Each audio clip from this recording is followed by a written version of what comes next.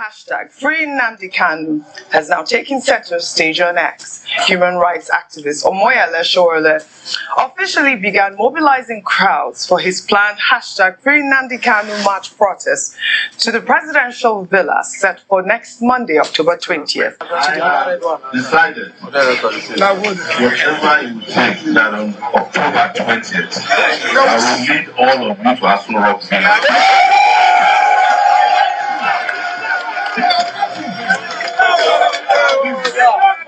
We are here in this market today, but we are calling on all markets across Nigeria and the world, of people of conscience, to close down for us. It's not too much to ask for. Whether you are in Lagos, 1 week in closer. We have been closing markets every Monday. We need one more Monday.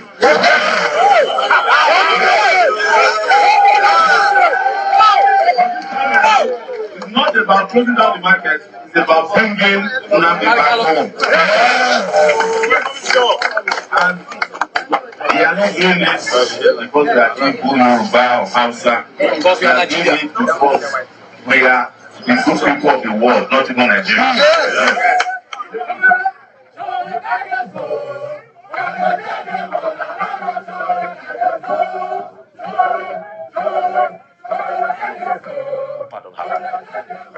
We're talking about a society that calls for fairness. And that's exactly what's happening in the north. Look at it. Bandits can go around in motorcycles, right? Yeah. But have we not been talking about Nnamdi Kanu for a while? So you can see the kind of country. All of this is not an offense. Just let some other people take guns and move on the street. Look at that one, wearing military camo.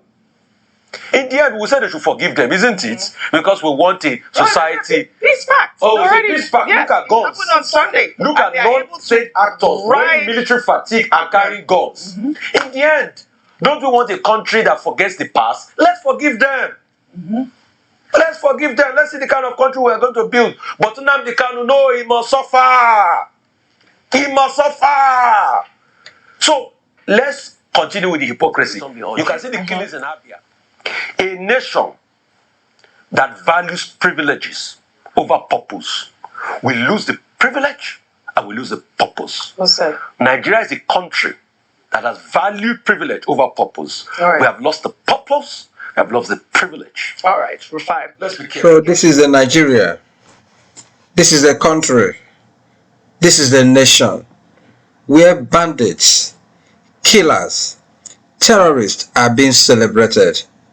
While on the other hand, the single man, Nnamdi Kanu, the Igbos are being relegated to the background.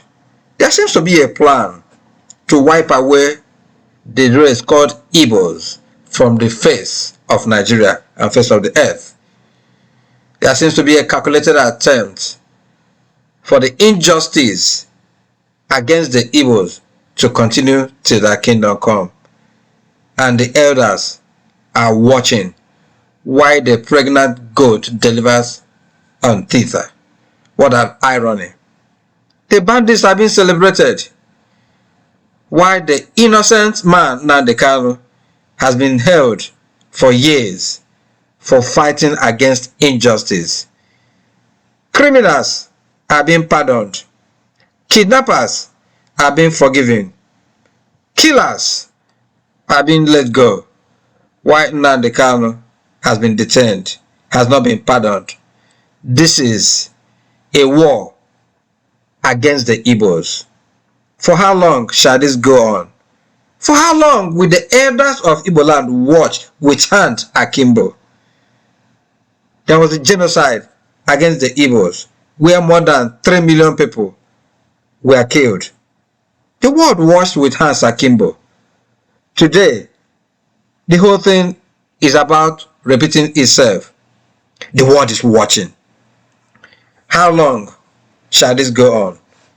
When shall we all rise up and say, enough is enough? That an injustice to one is an injustice to all. The march for the freedom of Nnamdi Kanu, October 20th, 2025. Here I come, we shall be dead. Free Nnamdi Kanu now. Kindly remember to subscribe, hit the like button, see something, say something, and most importantly, do something. We shall be dead. Some Thank of them, you. I'm not shocked because I think on your show I once declared that Kanu's predicament or his ordeal is as a result of some person in the Southeast who took a decision that his release would jeopardize their political career and future. That I know as far back as when Tinubu freshly became president, because I was part of some conversation to release him. And he said at that time, Imo elections are coming. If it comes out, APC might not win. And subsequently, I realized that some of the communiques you see is just, word of mouth by day. When they go at night or when they meet Tinubu, it's likely that they have a different position. And when I started contacting them in the last 24 hours, I'm shocked. Some of them that I used to be able to reach just switched off their lines. The ones I sent messages never responded. I reached out to Soludo, who I know personally. That's Charles Soludo, governor of Anambra State. No response till now. I reached out to Alex Oti. Alex Oti used to be a columnist for Sahara Reporters, so I know him personally. No response till now. The only response I got was a nominal response that no, you shouldn't have dragged us the way you did. Reached out to Peter Obi, they said he's in Rome.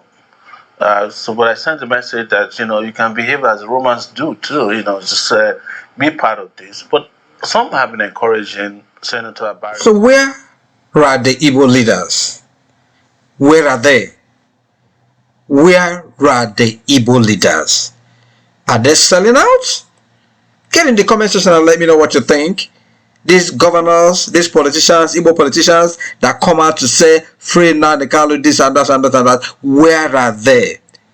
Why is it that it's Omoloye Sowore that is championing this cause? God bless his soul. But where are Igbo leaders? Get in the comment section and let me know what you think. Until we meet again in this arena, this is Open Whispers. Be well, do good work, and please keep in touch. Thank you.